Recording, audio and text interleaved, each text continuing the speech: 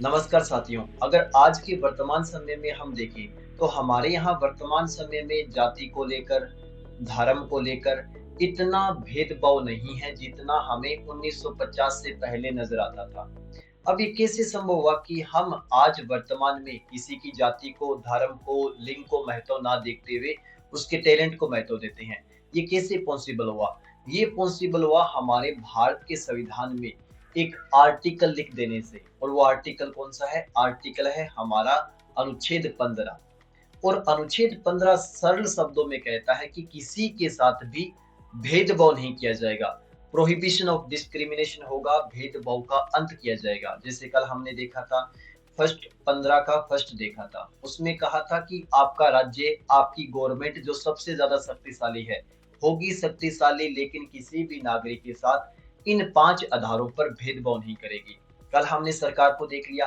आज हमने देखा है कि सरकार तो अपने आप में है ही, लेकिन हम देखते हैं कि सोसाइटी में कोई भी नागरिक किसी भी दूसरे नागरिक के साथ भेदभाव नहीं करेगा।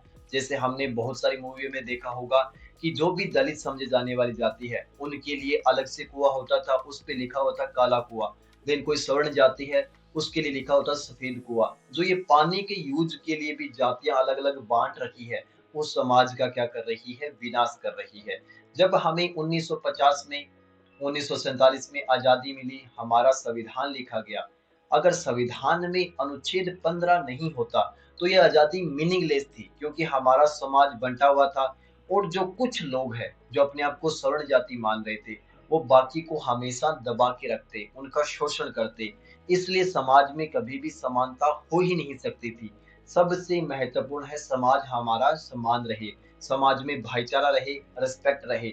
इसलिए कानून बनाकर संविधान में लिखा गया कि कोई भी नागरिक किसी भी दूसरे नागरिक के साथ उसके धर्म, मूल वंश, जाति, लिंग या जन्म स्थान के आधार पर भेदभाव नहीं कर सकता। अब हमारे यहाँ संविधान सभा के सदस्यों ने लिखना जरूरी समझा कि कहाँ कहाँ भेदभाव नहीं होगा। जैसे भेदभाव के लिए हम देखते हैं, कोई भी कुआं है, कोई भी दुकान है, कोई भी तालाब है, उनके यूज के लिए, कोई भी सार्वजनिक भोजनालय है, स्नान घाट है, सड़कें हैं, परिवहन मार्ग है, सार्वजनिक पार्क है, या फिर सार्वजनिक मनोरंजन के कोई साधन है जैसे सिनेमा घर है, थिएटर है, उनके यूज के लिए किसी को रोका नहीं जाएगा।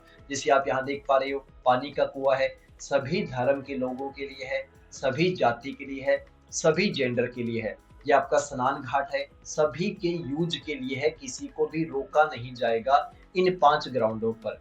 अगर हम देखें, होटल है, और होटल में कोई भी व्यक्ति खाना खाने जाता है, उससे उसकी जाति नहीं पूछी जाएगी, उससे उसका धर्म नहीं पूछा जाएगा, वो सभी को सर्विस देगा खाने से रिगार्डिंग।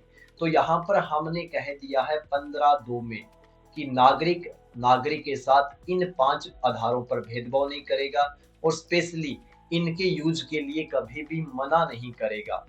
कल हम देखेंगे कि भेदभाव का अंत की अपवाद क्या है, जैसे 15(3) से लेकर 15(6) पर हम कल चर्चा करेंगे। आज के लिए इतना ही। Thank you.